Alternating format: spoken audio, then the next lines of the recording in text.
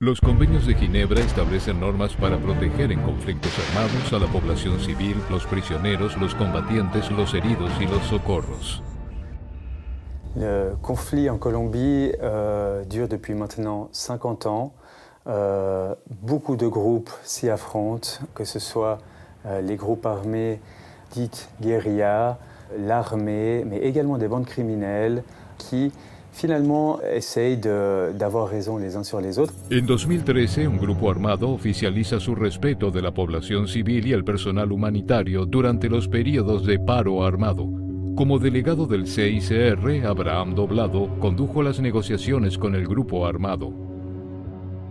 Paro armado, c'est une déclaration d'un groupe pour paralyser, pour neutraliser tous les mouvements dans un département, tous les transports, tous les commerces, tous les déplacements, que ce soit par les rivières, par la voie terrestre, sont suspendus et ça paralyse tout un département. Je me souviens d'une rencontre avec un commandant et à la fin de l'entretien, je lui dis il est très important pour nous, pour le CICR, que vous respectiez les civils, que la mission médicale soit respectée, que nous, si vous nous voyez, on ne nous tire pas dessus, etc., etc.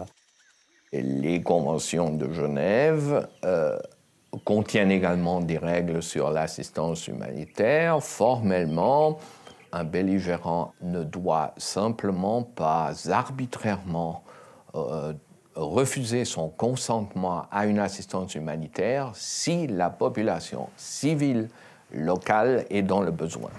Et alors, à ma grande surprise, lorsqu'ils ont annoncé ce paro armado une semaine plus tard, pour la première fois, ils ont transmis une sorte de communiqué, de flyers à différentes communautés où ils disaient exactement ce que je venais de discuter avec lui, que les ambulances fluviales qui doivent se déplacer soient respectées, que les victimes, les blessés, pareil, soient respectés.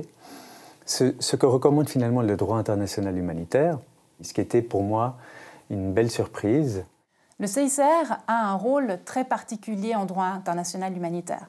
Il s'agit d'une des rares organisations qui est vraiment mentionnée expressément dans les conventions de Genève et les protocoles additionnels. Et il a un droit d'initiative en particulier, donc de proposer ses services aux États parties.